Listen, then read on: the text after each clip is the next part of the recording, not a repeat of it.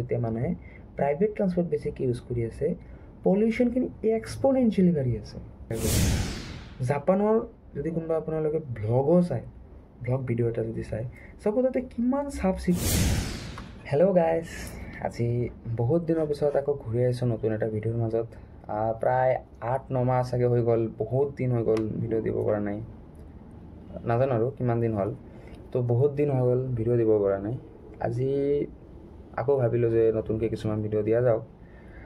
তো আজিতো বহুত ইণ্টাৰেষ্টিং কথাৰ ওপৰত আৰু বহুত ইম্পৰ্টেণ্ট কথাৰ ওপৰত ডিছকাশ্যন কৰিব আহিছোঁ। আজিৰ টপিকটো হ'ল গ্ল'বেল ৱাৰ্মিং। আজি চবেই দেখা পাইছে যে কেনেকৈ গৰম বাঢ়ি আছে। আজি গুৱাহাটীত মই চেক কৰিলোঁ 34 ডিগ্ৰী চেলচিয়াছ দেখাইছে, আৰু এনে আজি কলিকতাত চেক কৰিলোঁ 42 ডিগ্ৰী চেলচিয়াছ। তো এনেকৈ প্ৰত্যেক বছৰে আমি লক্ষ্য কৰি আছোঁ যে আমাৰ যোনটো গৰম আছে দিনক দিনে বাঢ়িয়ে গৈ আছে। আৰু এইটো কিয় হৈ আছে আমি চবেই গম পাওঁ, গ্ল'বেল ৱাৰ্মিং। আৰু গ্ল'বেল ৱাৰ্মিং হৈ আছে আমাৰ পলিউশ্যনৰ কাৰণে। তো আমি চবেই জানো যে পলিউশ্যন হৈ আছে, গ্ল'বেল ৱাৰ্মিং হৈ আছে, আৰু হয়তো বহুতে আমি সেই সমস্যাটোক ইমান বেছি চিৰিয়াছলি লোৱা নাই। হয়তো ভাবিছোঁ আমাৰ ঘৰত AC আছে, ফেন আছে, হ'ব গৰম বাঢ়িছে কিনো কৰিম। কিন্তু আই থিংক যে এইটো এটা বহুত ডাঙৰ, বহুত চিৰিয়াছ এটা ইছ্যু হয়, যাৰ বিষয়ে বহুত কম মানুহে হয়তো কথা পাতি আছে বা চিন্তা চৰ্চা কৰি আছে। তো এই সমস্যাটো আমি চবেই জানো যে এটা সময়ত যদি এনেকৈ যদি গৰম বাঢ়ি গৈ থাকে, এটা সময়ত মানৱ সভ্যতাৰ অস্তিত্ব বিলীন হৈ যাব এই পৃথিৱীৰ বুকুৰ পৰা। তো ইয়াৰ কাৰণে আমি কিছুমান ষ্টেপছ হাতত ল'ব পাৰোঁ। তো মই কিছুমান নিজৰ ফালৰ পৰা কিছুমান চলিউশ্যনছ আজি উল্লেখ কৰিব বিচাৰিছোঁ, যিবোৰ চলিউশ্যনছ আমি ইমপ্লিমেণ্ট কৰিব পাৰোঁ। তো সেই চলিউশ্যনছবোৰক মই দুটা কেটেগৰাইজ কৰিছোঁ। এটা কেটেগৰীত ৰাখিছোঁ যে সেইবোৰ চলিউশ্যন যিবোৰ গভৰ্ণমেণ্টে ল'ব পাৰে নিজৰ হাতত, আৰু এক ধৰণৰ কেটেগৰাইজ কৰিছোঁ যিবোৰ চলিউশ্যন আমি ল'ব পাৰোঁ। তো গভৰ্ণমেণ্টে কেনেকুৱা চলিউশ্যন ল'ব পাৰে চাওক। এটা বস্তু আপোনালোকে ন'টিছ কৰিব, যিসকলে চহৰত থাকে, চহৰত পলিউশ্যন কেনেকৈ হয়, ফেক্টৰীৰ ধোঁৱাৰ পৰা হয়, গাড়ী মটৰৰ ধোঁৱাৰ পৰা হয়, এক্সেট্ৰা। তো মই এটা চিলেক্টিভ পাৰ্ট লৈছোঁ যে গাড়ী মটৰৰ পৰা যোনখিনি পলিউশ্যন হয়। তো গাড়ী মটৰৰ পৰা পলিউশ্যন কেতিয়া হয়? যেতিয়া গাড়ী ৰাস্তাৰে গৈ আছে, ছাপ'জ জালুকবাৰীৰ পৰা খানাপাৰালৈকে ছাপ'জ ট্ৰেভেল কৰিব লাগে, কোনোবাই যাব লাগে কোনোবা মানুহে। তো যদি সেই মানুহজনে নিজৰ প্ৰাইভেট গাড়ী লৈ ওলাইছে, এজন মানুহ ট্ৰেভেল কৰি আছে নিজৰ প্ৰাইভেট গাড়ী লৈ ওলাইছে, তেনেকুৱা যদি প্ৰত্যেকজন মানুহে প্ৰাইভেট গাড়ী লৈ নিজৰ ওলায়, তেতিয়াহ'লে দেখা যাব যে বহুত প্ৰাইভেট গাড়ীবোৰ মিলি ট্ৰেফিক জামৰ সৃষ্টি কৰি আছে। আৰু এই ট্ৰেফিক জামৰ কাৰণে কি হ'ব, যদি কোনো বেলেগ গাড়ী নাথাকে ৰাস্তাত, তেতিয়াহ'লে চাগে সেই গাড়ীখনৰ সেই জালুকবাৰীৰ পৰা খানাপাৰা গৈ পাওঁতে 20 মিনিট সময় লাগে, কিন্তু ট্ৰেফিকৰ কাৰণে তাৰ সময় লাগিল 2.5 ঘণ্টা। তো এতিয়া যেতিয়া সেই গাড়ীখনে বহুত বেছি টাইম ৰাস্তাত থাকিব লগা হ'ব, বহুত বেছি টাইম তাৰ ইঞ্জিনটো অন থাকিব লগা হ'ব, সেই গাড়ীখনে কিন্তু সিমান বেছিকৈ পলিউশ্যন কৰিব। তো আমি কি গম পালোঁ যে যিমান বেছি ট্ৰেফিক হ'ব, সিমান বেছি এয়াৰ পলিউশ্যনো হ'ব, এণ্ড কৰেছপণ্ডিংলি চাউণ্ড পলিউশ্যনো হ'ব। মানে traffic is a very dangerous problem, ঠিক আছে। তো ট্ৰেফিক কেতিয়া হ'ব? ট্ৰেফিক তেতিয়া হ'ব যেতিয়া মানুহে বেছিকৈ প্ৰাইভেট ট্ৰান্সপৰ্টৰ প্ৰতি গুৰুত্ব দিব। এতিয়া কথা হ'ল যে মানুহে প্ৰাইভেট ট্ৰান্সপৰ্টৰ প্ৰতি গুৰুত্ব দিলে পলিউশ্যন হৈ আছে। পাব্লিক ট্ৰান্সপৰ্টটো ভাল নহয়, পাব্লিক ট্ৰান্সপৰ্টত মানুহে কিয় যাব, উপায় নাপায়হে প্ৰাইভেট ট্ৰান্সপৰ্ট ইউজ কৰি আছে। কিন্তু কথাটো তেনেকুৱা নহয়, কিছুমান ক্ষেত্ৰত হয়, কিছুমান ক্ষেত্ৰত নহয়। কেনেকৈ নহয়, যে আজি প্ৰাইভেট গাড়ীয়ে যেনেকৈ যিমান বেছি প্ৰাইভেট গাড়ী আহি আছে, সিমান বেছি ট্ৰেফিক হৈ আছে আৰু পলিউশ্যন হৈ আছে, এইটো এটা ফেক্টৰ। আকৌ এইটো বেলেগ ধৰণৰ চাব পৰা যাব পাৰে। আজি যদি 50জন মানুহ আছে ক'ৰবাত যাব লাগে, সেই 50জন মানুহ যদি চিটি বাছত পাব্লিক ট্ৰান্সপৰ্ট লৈ যদি ক'ৰবাত যায়, তেতিয়াহ'লে জাষ্ট এখন বাছৰ যিখিনি ইন্ধন দহন হ'ব, সেইখিনিৰ পৰা যিখিনি পলিউশ্যন হয়, সেইখিনি পলিউশ্যন। কিন্তু সেই 40জন মানুহ যদি নিজা প্ৰাইভেট গাড়ী লৈ এজন মানুহৰ কাৰণে ট্ৰেভেল কৰা ষ্টাৰ্ট কৰি দিয়ে, তেতিয়াহ'লে কিন্তু 40 গুণ বেছি পলিউশ্যন হৈ আছে, 40x বেছি পলিউশ্যন। আৰু সেই 40খন গাড়ী যেতিয়া বেছি হৈ গ'ল, য'ত নেকি এখন গাড়ী আছিল তাত জেগাত 40খন গাড়ী আহি গ'ল, তো সি ট্ৰেফিকো বঢ়াই গৈ আছে, আৰু ট্ৰেফিক বঢ়োৱাৰ কাৰণে আকৌ বেছিকৈ পলিউশ্যন হৈ আছে। খালি এটা ফেক্টৰ, যদি মই এই গোটেই কথাখিনি একদম চিম্প্লিফাই কৰি কওঁ, যে প্ৰাইভেট ট্ৰান্সপৰ্ট যেতিয়া বাঢ়ি আছে মানুহৰ, পাব্লিক ট্ৰান্সপৰ্টৰ সলনি যেতিয়া মানুহে প্ৰাইভেট ট্ৰান্সপৰ্ট বেছিকৈ ইউজ কৰি আছে, পলিউশ্যনখিনি এক্সপনেনচিয়েলি বাঢ়ি আছে, ঠিক আছে। যদি আজি ছাপ'জ এনেকুৱা এটা চিনাৰিঅ' যদি আমি ইমাজিন কৰোঁ যে চৰকাৰে বহুত চিটি বাছ অলৰেডি লঞ্চ কৰিছে অসমত। চব চিটিত ভাৰতৰ এনেকুৱা ভাল ভাল চিটি বাছ লঞ্চ কৰিলে। যেনেকৈ হায়দৰাবাদত মই গৈছিলোঁ, তাতে গাচ্ছি বুলি ছাইডত মই আছিলোঁ, তাতে মই চিটি বাছ দেখাই নাপালোঁ। কিজানি ভিতৰত থাকিব পাৰে, চাৰমিনাৰৰ সেইফালে চাগে চিটি বাছ আছে, মই নাজানো। কিন্তু চিটি বাছবোৰ এনেকুৱা কৰিব লাগে গভৰ্ণমেণ্টে যে চিটিৰ চব ছাইডে চিটি বাছ এভেইলেবল হৈ যায়। যেনেকৈ আজি অসমৰ গুৱাহাটীত যদি কথা পাতোঁ মই, গুৱাহাটীৰ চিটি বাছ এই জালুকবাৰী বা ধাৰাপুৰলৈকে যায়, মিৰ্জালৈকে যাব পৰা হ'ব লাগে, ফাটাচিল আমবাৰী পিনেও লাইন থাকিব লাগে।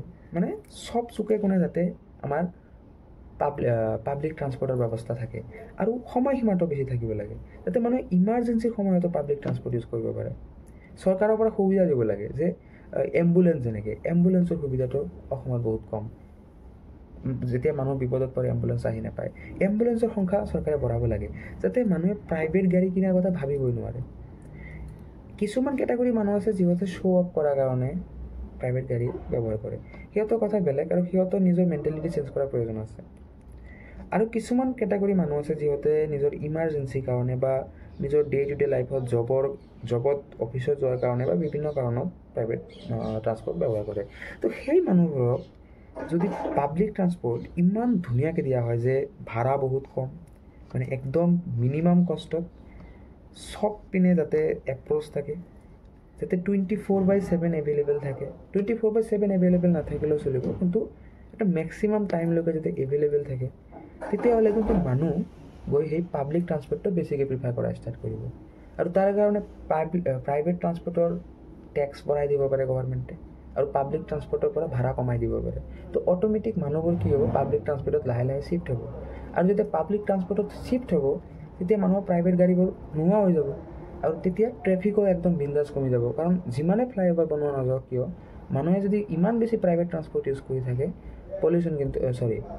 ট্ৰেফিক কিন্তু কেতিয়াও নকমে। তো তেতিয়া ট্ৰেফিকো কমি যাব, আৰু তেতিয়া পাব্লিক ট্ৰান্সপৰ্ট আৰু স্মুথ হৈ গৈ থাকিব।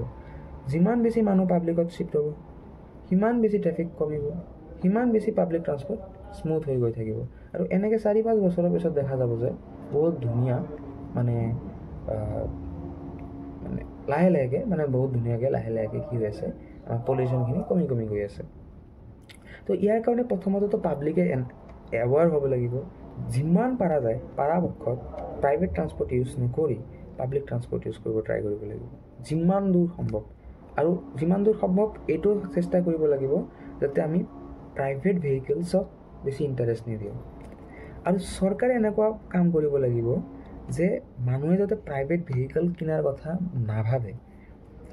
চৰকাৰে চব ধৰণৰ সেইবোৰ প্ৰশ্নৰ উত্তৰ দিব লাগিব, যিবোৰ প্ৰশ্নৰ উত্তৰ নাপাই মানুহে প্ৰাইভেট গাড়ী পিনে গতি কৰে।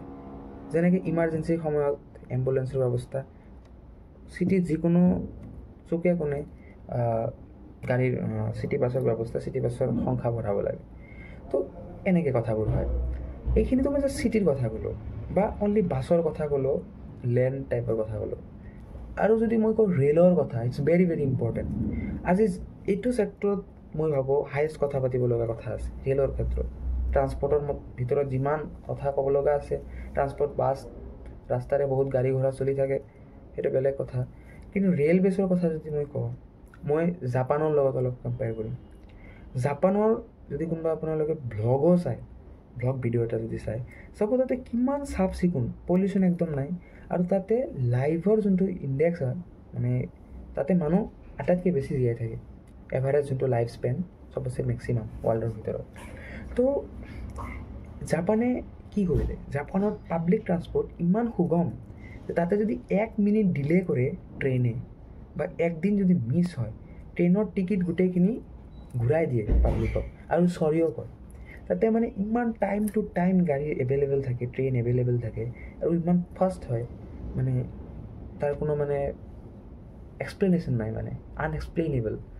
আৰু আমাৰ অসমত যদি কওঁ, ট্ৰেইন যদি 4 ঘণ্টা লেট হোৱা নাই, ট্ৰেইনৰ ইগ' হাৰ্ট হৈ গ'ল এনেকুৱা লাগে। মই কোকৰাঝাৰৰ পৰা আহোঁ, গুৱাহাটীত আহিয়ে থাকোঁ, ইউজ কৰিয়ে থাকোঁ। আগত নগাঁও যোৱা আছিলোঁ, তো বহুত ইউজ কৰিলোঁ ট্ৰেইনৰ, ইণ্ডিয়ান ট্ৰেইনৰ অৱস্থা কিন্তু বহুত শোচনীয়। আৰু বৰ্তমান যেনেকৈ বন্দে ভাৰত আহিছে, এইবোৰ জাষ্ট আপাৰ মিডিল ক্লাছ মানুহবোৰক বা ধনী মানুহবোৰক টাৰ্গেট কৰিছে যে ইহঁতে পাৰচেছ কৰিব পাৰিব ইমান দামী ট্ৰেইন। আৰু সেই ট্ৰেইনবোৰৰ কাৰণে কি কৰে, বাকী যিবোৰ মিডল ক্লাছ মানুহ বা দুখীয়া মানুহৰ যিবোৰ ট্ৰেইন আছে, মানে যিবোৰ ইণ্টাৰচিটি ইত্যাদি ট্ৰেইনবোৰ যিবোৰ আছে, জেনেৰেলৰ টিকেট কাটি যিবোৰত মানুহে ট্ৰেভেল কৰে ডেইলি, সেইবোৰক কি কৰে, ক্ৰচিঙত পেলাই থৈ দিয়ে। ট্ৰেইন বনোৱাৰ আগত চৰকাৰে চিন্তা কৰিব লাগে যে আমাৰ ছুপাৰ ফাষ্ট ট্ৰেইন নালাগে, আমাৰ কাৰণে 120 স্পীডো ইনাফ হয়, ঠিক আছে, যদি জেগাত ক্ৰচিং আৰু এনে ৰখাই গাড়ী গৈ নাথাকে। আমাক কি কৰিব লাগে, চৰকাৰে কি কৰিব লাগে, চৰকাৰে ট্ৰেকৰ সংখ্যা বঢ়াব লাগে। প্লেটফৰ্ম ডেভেলপ কৰাৰ পিছত হ'ব, ট্ৰেইন নতুন বনোৱাৰ পিছত হ'ব, ট্ৰেকৰ ওপৰত কাম কৰিব লাগে, নতুন ৰেল লাইনছ বনাব লাগে আৰু চব ফালেদি কানেক্ট কৰিব লাগে, ঠিক আছে।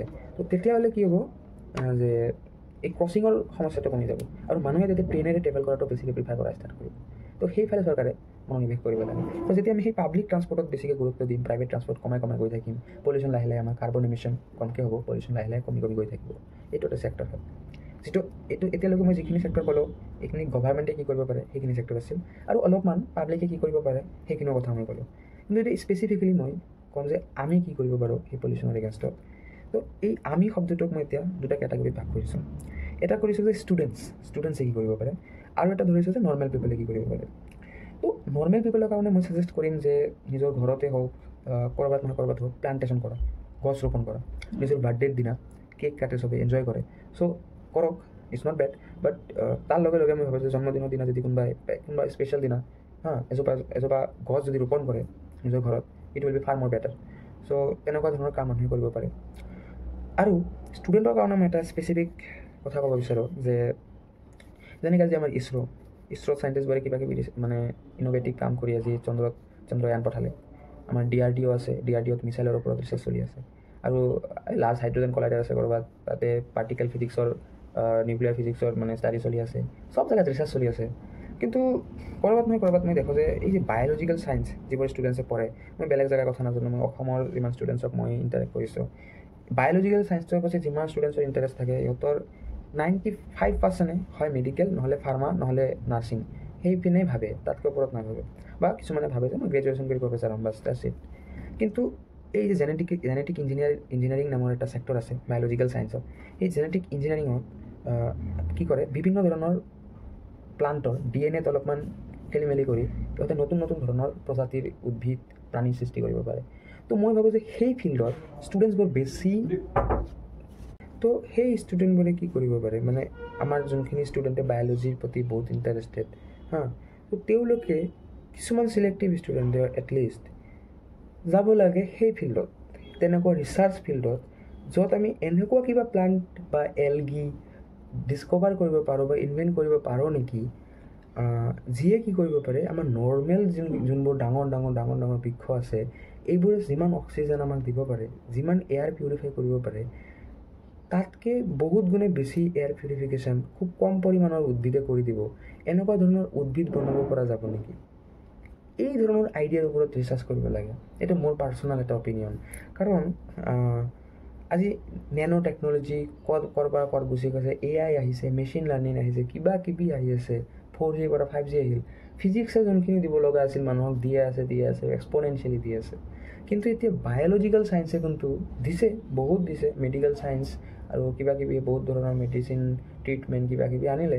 কিন্তু মই ভাবোঁ যে এই যে জেনেটিক ইঞ্জিনিয়াৰিং সেই জেনেটিক ইঞ্জিনিয়াৰিঙৰ যোনটো পৰ্শ্যন আছে, তাতে ষ্টুডেণ্টছ বেছিকৈ মানে যাব লাগে। আৰু আমাৰ ইণ্ডিয়াত টেলেণ্টেড ষ্টুডেণ্টছৰ কোনো অভাৱ নাই, ইহঁতে বেছি তাতে মানে নিজৰ দিমাগ লগাব লাগে আৰু এনেকুৱা ধৰণৰ উদ্ভিদৰ ওপৰত বা এলগিৰ ওপৰত ৰিচাৰ্চ কৰিব লাগে, যিয়ে নেকি নৰ্মেল ডাঙৰ বৃক্ষতকৈও বহুত মেক্সিমাম নাম্বাৰত, মানে huge number of oxygen produce কৰিব পাৰে, ঠিক আছে, আৰু এয়াৰ পিউৰিফাই কৰিব পাৰে। আৰু এনেকুৱা ধৰণৰ যদি উদ্ভিদ কোনোবাই প্ৰডিউচ কৰিব পাৰে আৰু এনেকুৱা ধৰণৰ উদ্ভিদৰ খেতি যদি আমি কৰিব পাৰোঁ, তেতিয়াহ'লে কিন্তু বহুত ৰেপিডলি আমি গ্ল'বেল ৱাৰ্মিঙক কণ্ট্ৰল কৰিব পাৰিম। তো এইখিনি আছিলে এটা ব্ৰিফলি এটা আইডিয়া আৰু কিবা এটা চলিউশ্যন ভিডিঅ'। তো আপকামিং আৰু কিছুমান ভিডিঅ' আহি আছে, তো চাই থাকিব ইউটিউব চেনেলটো। আশা কৰোঁ ভিডিঅ'টো ভাল লাগিছে, অলপমান স্পীডত কোৱা গৈছে কথাবোৰ। যদি অসুবিধা হয় আপোনালোকে স্পীডটো অলপমান কমাই ল'ব পাৰে আৰু ৰিপিট কৰি ভিডিঅ'টো চাব পাৰে। চ' ভিডিঅ'টো গোটেইখিনি চোৱাৰ কাৰণে ধন্যবাদ। জয় আহোম।